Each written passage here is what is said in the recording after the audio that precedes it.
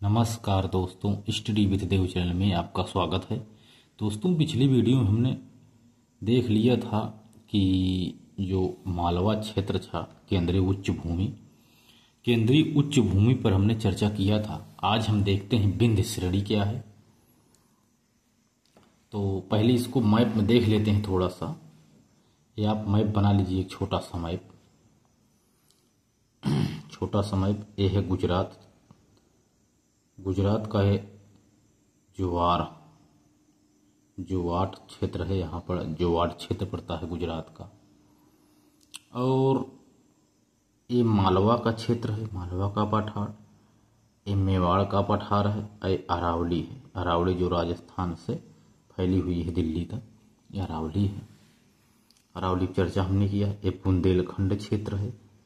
इसके बाद ये विंध्य श्रेणी है, विंध्य श्रेणी पूरा विंध्याचल पर्वत। ये पन्ना क्षेत्र है, पन्ना पर्वत है। कैमूर की पहाड़ियां हैं। इसके बाद ये है पूरा विंध्य श्रेणी। विंध्य श्रेणी के दक्षिण में हमने बताया है जो मैकाल है, मैकाल पहाड़ी से ही एक नर्मदा नदी निकली है जो विंध्य श्रेणी के दक्षिण में है। तथा जो सतपुरा श्रेणी है, महादेव श्रेणी है, इसके उत्तर में है नर्मदा नदी, इसको हमने बताया है। इसके बाद ताप्ती नदी जो सतपुड़ा और महादेव के दक्षिण में ताप्ती नदी पड़ती है, जो सतमाला और अजंता की पहाड़ियों के उत्तर में है। यहाँ एक सोनपर पहाड़ी भी है। ये छोटा नागपुर का पठार है, पूरा उड़ीसा में चारों तरफ फैला हुआ है। इसी से लगा हुआ है बघेलखंड का पठार। बिहार है, बिहार का ये सासाराम क्षेत्र है, बिहार सासाराम बिहार है। और ये जो है इसे कहते हैं पन्ना रीवा पठार। ये पन्ना रीवा का पठार है, ये पन्ना पठार ही। लेकिन ये इसके बाद इसके बाद ये पूरा क्षेत्र फैला हुआ है यहाँ तक, इसको कहते हैं भंडेर का पठार। ये है भंडेर का पठार। तो मोटा मोटा हमने देख लिया है क्षेत्र में कहाँ कौन सा फैला है, इसमें हमने पढ़ा भी है। देखते हैं जो विंध्य श्रेणी है, विंध्य श्रेणी, इस पे चर्चा करते हैं। तो इसका विस्तार यदि विंध्य श्रेणी का देखें तो इसका विस्तार विंध्य श्रेणी का गुजरात के जोवाट से लेकर के बिहार के सासाराम तक इसका विस्तार है। यहाँ तक पूरा इसका विस्तार है। लगभग 1200 किलोमीटर लंबी श्रेणी है। ये जो विंध्य श्रेणी है 1200 किलोमीटर लमसम लंबाई है इसकी। यदि औसत ऊंचाई इसकी देखा जाए तो 400 से 650 मीटर इसकी ऊंचाई भी है। ऐसे जो ऊंचाई है कहीं कहीं 500 मीटर, कहीं 650, 600, 650, 500, 400, यानी इसकी औसत ऊंचाई देखा जाए तो 400 से 650 मीटर तक यह ऊंची है।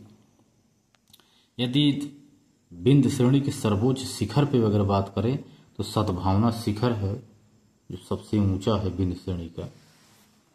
इसके बाद देखते हैं विंध्य पर्वत में कई शाखाओं में इसे विभक्त किया गया है। जो विंध्य श्रेणी है इसको कई शाखाओं में विभक्त, जैसे हमने बताया वहाँ पन्ना है, कैमूर है, पारसनाथ है, सोनपर है, ये सब सोनपर है, कैमूर है, पन्ना है, यहाँ पारसनाथ है। ये सभी भागों में से विभक्त किया गया है विंध्य को। पूर्व क्षेत्र में इसे कई भागों में विभक्त किया है। विंध्य के उत्तर में विंध्याचल पठार है। मैंने देखा विंध्याचल पठार, यहाँ ये विंध्याचल पठार है, यहाँ इसके उत्तर में स्थित है। विंध्याचल पठार जो आगे मालवा से जुड़ता है, जो मालवा क्षेत्र ऊपर हमने बताया मालवा से लगा हुआ है। इसके बाद एमपी का मैप है, हमने इसको बताया जो ये मालवा क्षेत्र है इसी से लगा हुआ है विंध्य श्रेणी। ये पूरा बुंदेलखंड का क्षेत्र है पूरा, क्योंकि इधर से यूपी पड़ता है, यूपी की भी कुछ जिले हैं।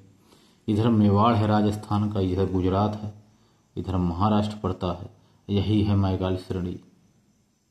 महाराष्ट्र की सतपुरा श्रेणी है जो महाराष्ट्र और मध्य प्रदेश दोनों जगह फैली हुई है श्रेणी, सतपुरा श्रेणी। ये मैकाल श्रेणी है, ये है कैमूर की पहाड़ियाँ आदि। ये एमपी में भी फैला हुआ है, एमपी के चारों तरफ देखा जाए तो घेरे हुए है। जो विंध्य श्रेणी है, अगर विंध्य श्रेणी की बात करें, विंध्य एक जल विभाजक है। जो विंध्य श्रेणी है एक जल विभाजक है। इससे उत्तर जाने वाली जो नदियां हैं, जो विंध्य श्रेणी है, इसके उत्तर में जितनी भी नदियां हैं वो गंगा नदी घाटी में जाती हैं, लेकिन नर्मदा और ताप्ती अरब सागर में गिरती हैं। दो नदियां ऐसी हैं जो नर्मदा और ताप्ती वो अरब सागर में गिरती हैं। बाकी जितनी सारी नदियां हैं वो सभी नदियां गंगा नदी घाटी में जाकर के गिरती हैं। गोदावरी, महानदी आदि बंगाल की खाड़ी में जाकर के, इसमें गोदावरी है कुछ महानदी, कुछ नदियां हैं जो बंगाल की खाड़ी में जाकर के गिरती हैं। जैसे हमने इधर देख भी लिया है, जो विंध्य श्रेणी से उत्तर जितने भी चंबल, क्षिप्रा, जानपवा, यमुना, गंगा, सोन, घासन, बेतवा, बिंद, पार्वती, जितनी भी नदियां सभी जाकर के गंगा में मिलती हैं। विंध्य का निर्माण अवसादी चट्टानों से हुआ है। जो विंध्य श्रेणी है इसका निर्माण अवसादी चट्टानों से हुआ है। विंध्य भूसन्नति से यह बना हुआ है, एक भूसन्नति है विंध्य, उसी से यह बना हुआ है, जिसे वलित पर्वत भी कहते हैं। यदि विंध्य को कहा जाए, इसे वलित पर्वत भी कहते हैं। जैसे अरावली है, यह भी एक वलित पर्वत है। यह प्री कैम्ब्रियन युग में बना था। विंध्य श्रेणी जो है ये भी वलित पर्वत, जो अरावली के बाद यह बना है। अरावली के बाद यह बना है, प्री कैम्ब्रियन युग में अरावली के बाद ही विंध्य का निर्माण हुआ है। दोनों को अवशिष्ट पर्वत भी कहते हैं तथा वलित पर्वत भी कहते हैं। वलित अवशिष्ट पर्वत भी हैं। इसमें खनिज भी पाए जाते हैं, जैसे आधात्विक खनिज में, जैसे विंध्य श्रेणी में बालू का पत्थर एक है, जो आधात्विक खनिज बालू का पत्थर पाया जाता है विंध्य श्रेणी में ही। चूना पत्थर, संगमरमर, क्वार्टजाइट आदि इसमें पाए जाते हैं। चूना पत्थर से भवन निर्माण के, चूना पत्थर के बाद इसमें भवन निर्माण सामग्री भी पाई जाती है, जैसे सीमेंट। चूना पत्थर जिप्सम कोयला से बनता है। तो सीमेंट है, चूना पत्थर जिप्सम कोयला से बनता है आदि सभी आधात्मिक खनिज भी यहाँ पाया जाता है। अब देख लेते हैं नर्मदा घाटी। दो पठारों या पर्वत श्रेणी के बीच में नदियों के द्वारा जो बहाव से जो एक घाटी बन जाती है, गड्ढा सा बन जाता है, इसी को ही घाटी कहा जाता है। तो नर्मदा घाटी में देख लेते हैं क्या है। यह नर्मदा घाटी एक भ्रंश घाटी है। नर्मदा घाटी को भ्रंश घाटी कहते हैं। यहाँ गन्ना, दलहन, तिलहन, तंबाकू आदि की जो नगदी फसलें हैं, इसकी खेती अच्छी की जाती है नर्मदा घाटी में। तो जो नर्मदा नदी है जो घाटी का निर्माण करती है, जो मैकाल पर्वत से निकलती है, एक नर्मदा नदी है। इस पे कई सारे बांध भी बने हैं, जैसे सरदार सरोवर बांध बना है, महादेव बांध बना है, नर्मदा सागर भी बांध बना है, इंदिरा सागर बांध बना है, बरगी बांध बना है। इस सभी बांधों का निर्माण नर्मदा नदी पर किया गया है। पूछा जाए बरगी बांध किस नदी पर बना है, तो बरगी बांध नर्मदा नदी पर बना है। इंदिरा सागर हो, नर्मदा सागर हो, महेश्वर बांध हो, सरदार सरोवर बांध हो, इस जो सभी बांध हैं यह सभी नर्मदा नदी पे बने हुए हैं। और इस नर्मदा नदी परियोजना भी चलाई गई है। सरदार सरोवर परियोजना के उपलक्ष्य में नर्मदा नदी परियोजना भी चलाई गई है। जैसे नर्मदा नदी पे छोटे छोटे बांध बने, सरदार सरोवर एक बांध है, तो इसी से ही नर्मदा नहर निकली है। एक सरदार सरोवर से नर्मदा नहर का एक निर्माण हुआ है, जो जिससे फायदा 4 स्टेट की सरकार को होता है।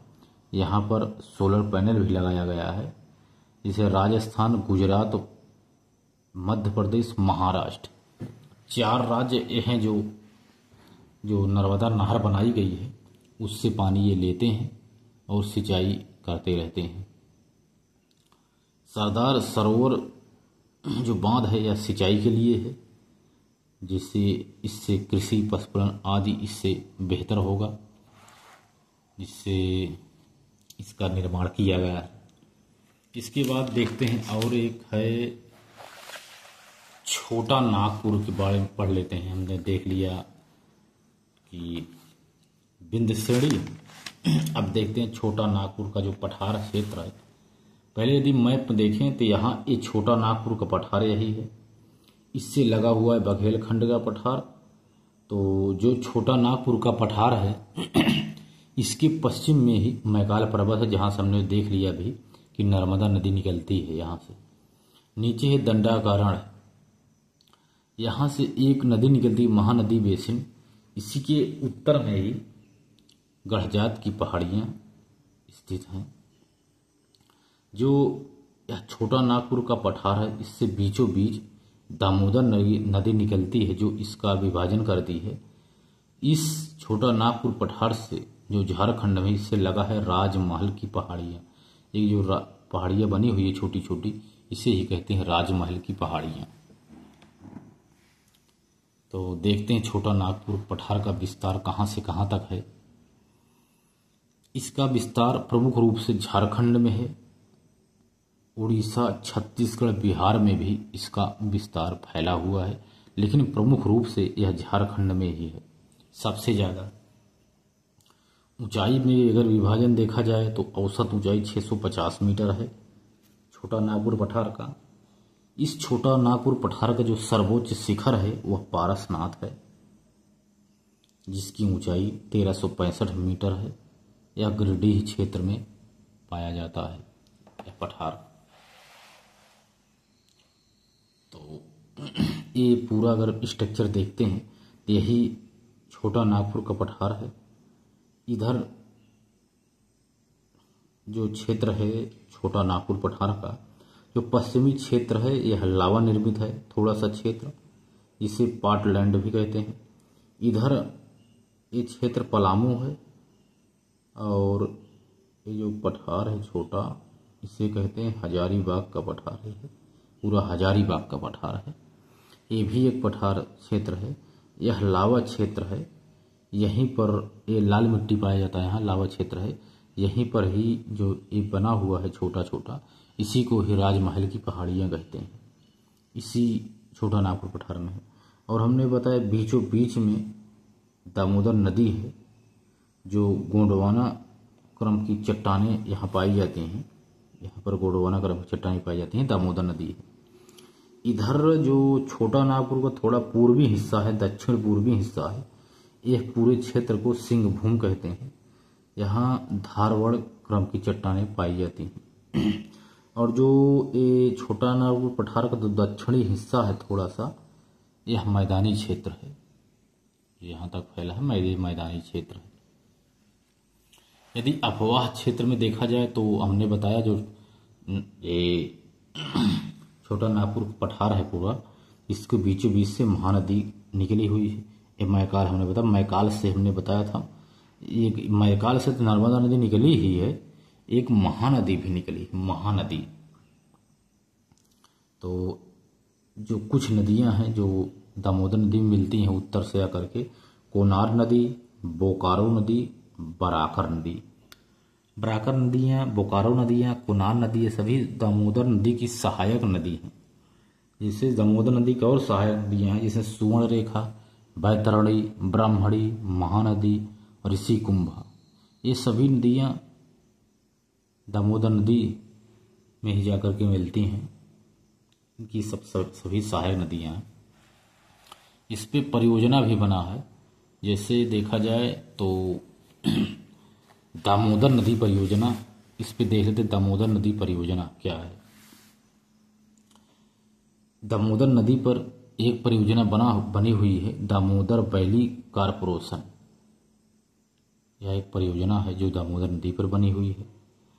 अमेरिका ने अमेरिका की एक नदी है जिसे कहते हैं टेनेसी नदी या मिसिसिपी की सहायक नदी है टेनेसी नदी। यह बहुत भयंकर बाढ़ लाती है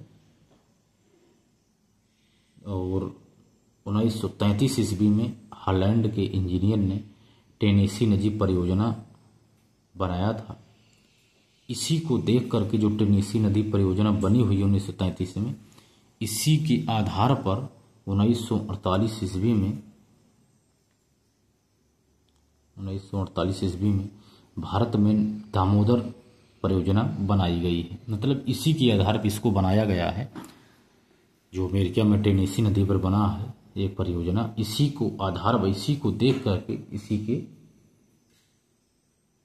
इसी के समान इसे बनाया गया है। दामोदर नदी को बंगाल का शोक भी कहते हैं। पहले कहते थे लेकिन अब नहीं, क्योंकि शोक थी ये बंगाल नदी, लेकिन वर्तमान में इसे लाइफ लाइन ऑफ बंगाल कहते हैं। मतलब पहले इसे बंगाल का शोक कहते थे, लेकिन इस समय बंगाल का जीवन रेखा है जी दामोदर नदी। इसके बाद देखते हैं यहाँ जो दामोदर नदी है प्लस इसकी जो कुछ सहायक नदियाँ हैं, इस पर बहुत सारे बांध भी बने हुए हैं। इस पर देख लेते हैं, कुछ बांध भी इस पर बने हैं।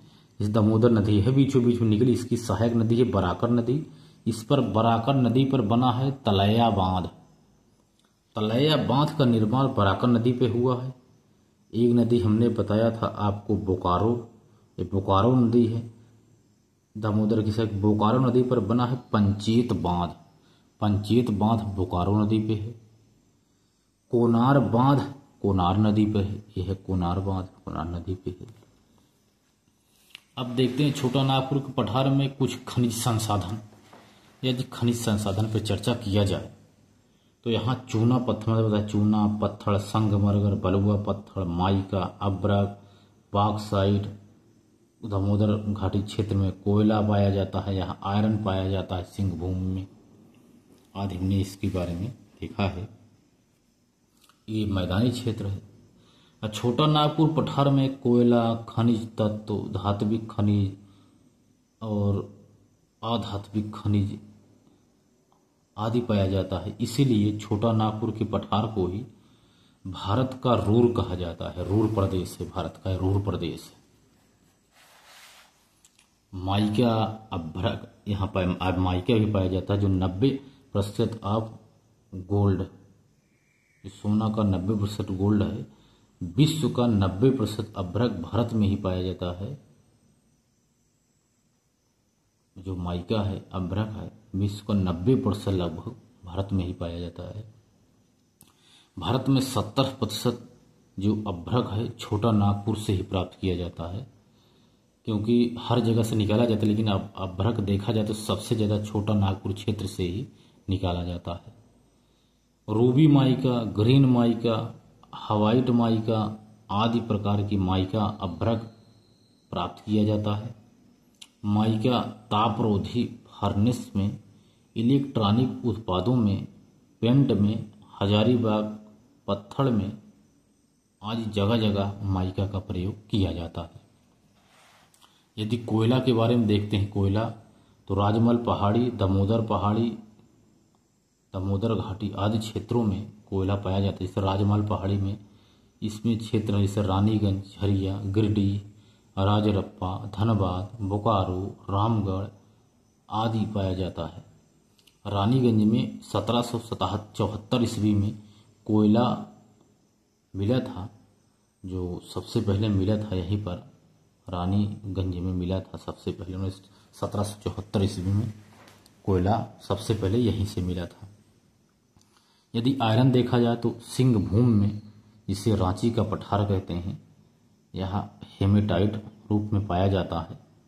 और मयूरभंज, जया, क्वाइझर क्षेत्र में भी यह आयरन पाया जाता है। बॉक्साइट पश्चिमी छोटा नागपुर पठार में पाया जाता है। यूरेनियम जादूगुड़ा की खान है एक छोटा नागपुर पठार में, वहाँ से यूरेनियम निकाला जाता है। इसके बाद देखते हैं महानदी बेसिन जो है क्षेत्र है और गढ़जात की पहाड़ियाँ हैं। दोनों उड़ीसा में हैं। जो महानदी है यह मैकाल से आसपास है। जो महानदी है यह बंगाल की खाड़ी में जाकर के गिरती है। यदि देखा जाए तो महेंद्रगिरी सर्वोच्च शिखर यहीं पर पाया जाता है और मेघासनी पहाड़ियाँ भी यहीं पर है महानदी बेसिन के पास। महानदी बेसिन पूरी तरह से कोयला का क्षेत्र है। वहाँ का एक तलचर का खान है महानदी बेसिन का, उड़ीसा में ही है, जहाँ से कोयला निकाला जाता है। दंडाकारण क्षेत्र में देखा जाए जो छत्तीसगढ़ में है, नीचे हमने बताया दंडाकारण क्षेत्र छत्तीसगढ़ में है। इसका विस्तार आंध्र प्रदेश में विस्तार इसका थोड़ा सा पाया जाता है। आयरन अयस्क भी यहाँ से निकाला जाता है। यहाँ एक खान है बैलाडीला की खान, जहाँ से ही आयरन निकाला जाता है छत्तीसगढ़ में। दंडाकरण क्षेत्र में काला घनी पठार, मलकान पठार, गिर पठार, बस्तर का पठार आदि पठार भी यहाँ पर पाया जाता है दोस्तों।